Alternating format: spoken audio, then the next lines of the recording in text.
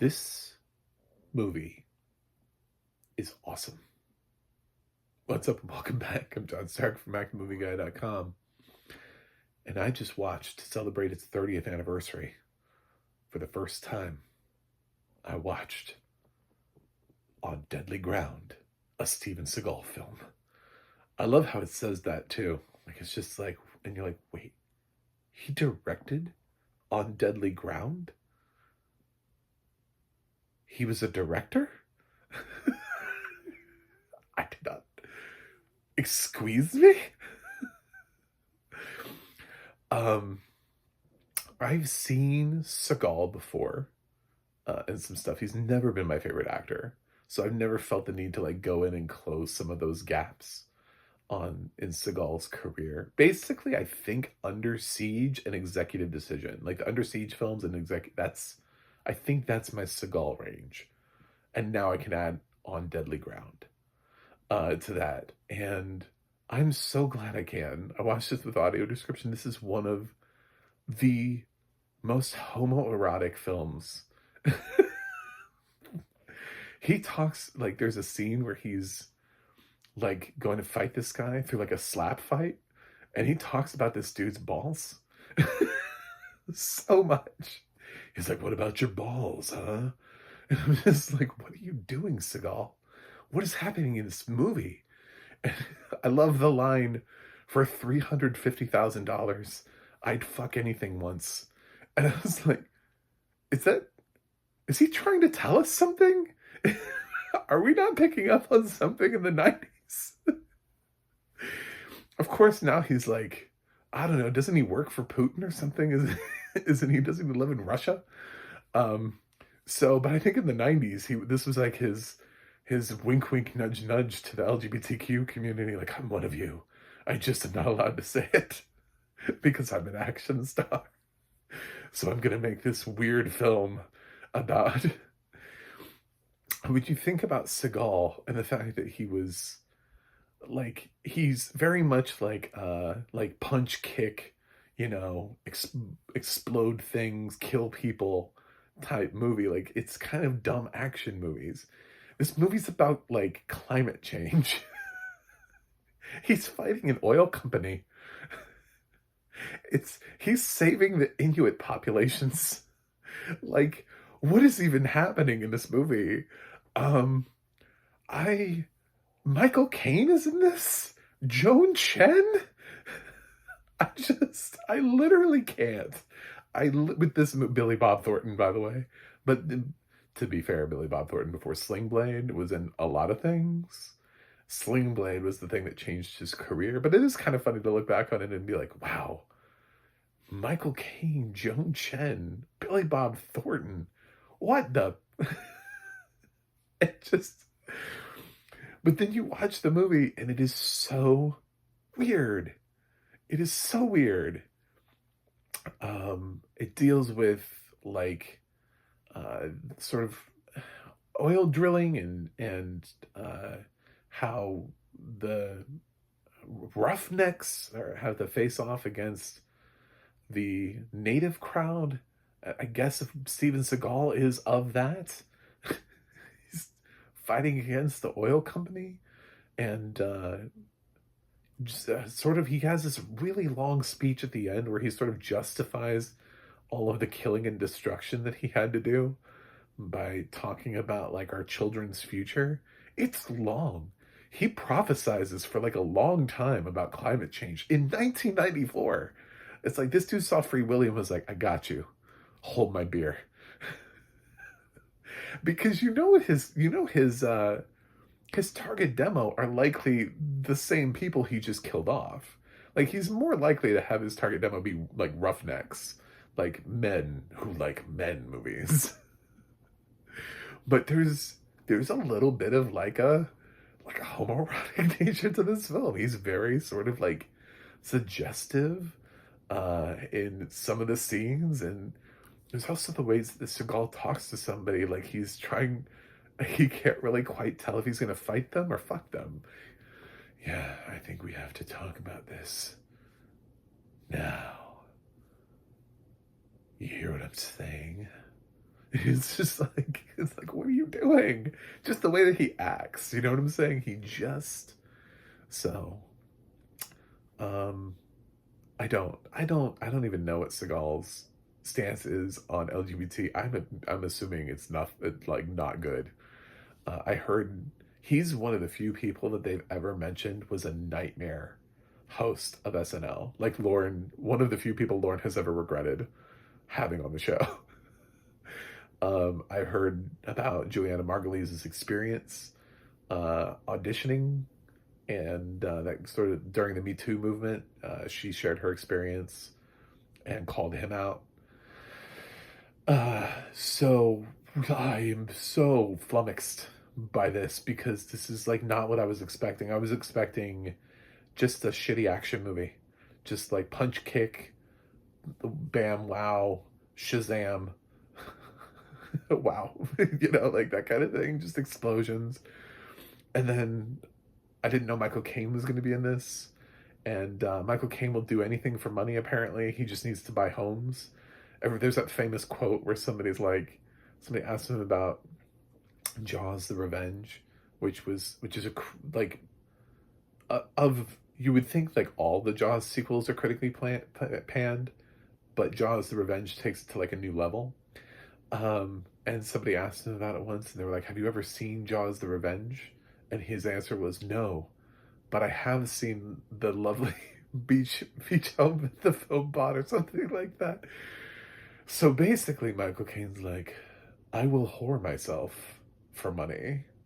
So he probably got a paycheck here, and he showed up, and he's cursing in British, and it's great.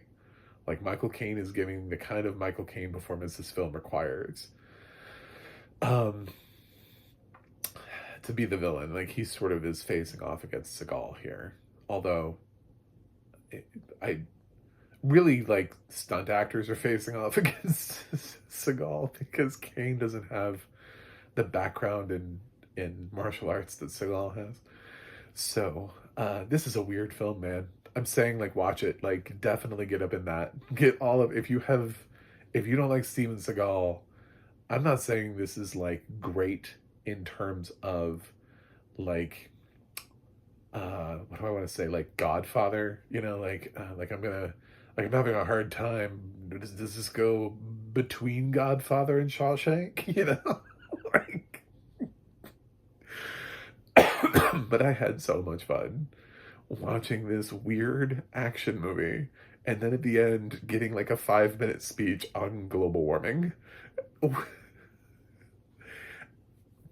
Beautiful, just beautiful. Steven Seagal, beautiful as a director. I have no idea what critics think. I don't care. I thought this movie is everything that 1994 was. This movie deserves, this is a great double feature with Street Fighter. You know what I'm saying? Like, I'm putting this with Street Fighter. I enjoyed this. It's not a good movie, but it's very fun.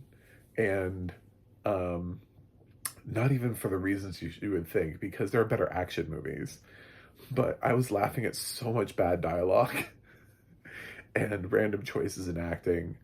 And I was like, wait a minute, is Steven Seagal Inuit in this? I couldn't follow what he was trying to do. It's like, does he happen to be standing up for the population, or is he part of the population? What is he trying to say? And then his acting is so bad, but he makes every single scene, like I said, sound like he either is going to fight you and he's trying to sound mean, or he's trying to get you into bed. Like, hey, why don't we go in the other room and start something? Get it going. You and me. We could be doing that right now. Let's do it. And you're like, I don't know, are we going to fight? Like, On Deadly Ground, 30th anniversary. Has this film stood the test of time?